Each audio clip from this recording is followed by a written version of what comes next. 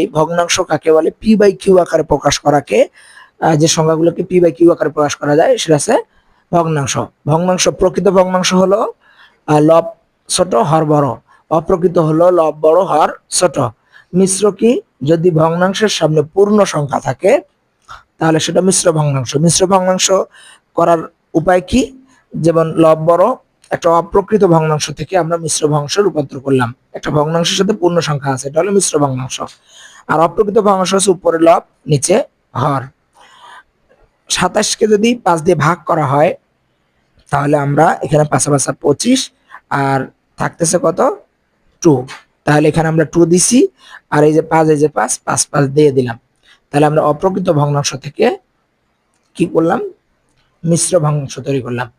দশমিক ভগ্নাংশ হলো মূলদ এবং অমূলদ সংখ্যাকে যদি দশমিকে প্রকাশ করা হয় সেটা হলো দশমিক ভগ্নাংশ। দশমিক ভগ্নাংশ আবার দুই প্রকারে আসতেছে। একটা সসীম দশমিক ভগ্নাংশ, যেটা দশমিক বিন্দুর পর অঙ্ক সংখ্যা সসীম, হ্যাঁ, সেটা হলো 0.52 অথবা 3.4152। আর অসীম দশমিক ভগ্নাংশ হলো দশমিক বিন্দুর পর অঙ্ক সংখ্যা অসীম, মানে অনেক চলতে থাকবে। যদি একই সংখ্যা বারবার আসে তাহলে অসীম আবৃত দশমিক ভগ্নাংশ বলে থাকে। আর যদি একই সংখ্যা বারবার না আসে তাহলে অসীম অনাবৃত দশমিক ভগ্নাংশ বলে থাকে। উদাহরণ হলো যেমন 1.2323 একই বারবার আসতেছে একই সংখ্যা, আর 0.5230500। মিশ্র ভগ্নাংশ আমরা বুঝতে যদি চাই তাহলে বুঝতে হবে যে কোন একটা ভগ্নাংশের সাথে, যেমন 9/2 আছে, তার সাথে সামনে পূর্ণ সংখ্যা থাকবে, সেটা হলো মিশ্র ভগ্নাংশ। এই যে 5 একটা পূর্ণ সংখ্যা, অর্থাৎ এইটা একটা ভগ্নাংশ, এই ভগ্নাংশের সাথে পূর্ণ সংখ্যা থাকবে, এটা হলো মিশ্র ভগ্নাংশ। মিশ্র ভগ্নাংশ, অপ্রকৃত ভগ্নাংশ থেকে তুমি কিভাবে মিশ্র ভগ্নাংশে রূপান্তর করবা? অপ্রকৃত ভগ্নাংশ হলো লব বড় হর ছোট। তুমি দেখো তো এখানে লব বড় হর ছোট, তার মানে এটা একটা অপ্রকৃত ভগ্নাংশ।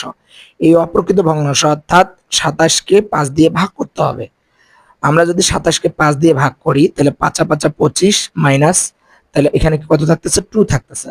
এই যে এই 2টা আমরা কি এখানে দিলাম, এবং এই যে 5, এই যে 5, এই যে 5, এই যে 5, তাহলে আমরা অপ্রকৃত ভগ্নাংশ থেকে, মানে লব বড় হর ছোট থেকে, এই অপ্রকৃত ভগ্নাংশ থেকে আমরা মিশ্র ভগ্নাংশে রূপান্তর করলাম।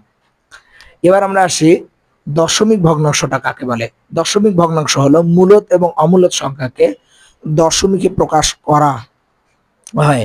হ্যাঁ, এটা যেভাবে করা হয় এটা হচ্ছে দশমিক ভগ্নাংশ। মূলদ এবং অমূলদ সংখ্যাকে দশমিকে প্রকাশ করাকেই দশমিক ভগ্নাংশ বলে। দশমিক ভগ্নাংশ আমরা যদি প্রকারভেদ করি তো মনে রাখবা সসীম দশমিক ভগ্নাংশ এবং অসীম দশমিক ভগ্নাংশ। সসীম দশমিক ভগ্নাংশটা কি? দশমিক বিন্দুর পর অঙ্ক সংখ্যা সসীম, যেমন 0.52, আবার 3.4152 হয়ে গেল, ব্যাস। কিন্তু অসীম হলে তোমার দশমিকের পর যে অঙ্ক সংখ্যা আছে সেগুলো চলতেই থাকবে, মানে অসীম, অর্থাৎ দশমিকের পর চলতেই আছে 33333। কিন্তু যদি পুনরাবৃত্তি ঘটে তাহলে মনে রাখবা যদি 3333 আবার যদি দশমিকের পর একই সংখ্যা বারবার আসে সেটা হবে অসীম আবৃত দশমিক ভগ্নাংশ, অর্থাৎ পুনরায় আসতেছে, মানে পৌনঃপুনিক পুনরায় আসতেছে। আর দশমিক বিন্দুর পর কিছু অঙ্কের পুনরাবৃত্তি যদি হয় তাহলে সেটা হলো অসীম আবৃত দশমিক ভগ্নাংশ। আর অসীম অনাবৃত দশমিক ভগ্নাংশ কোনটা? যেটা পুনরাবৃত্তি ঘটে না, দশমিকের পর উল্টাপাল্টা সংখ্যা 5250, 500 এরকম।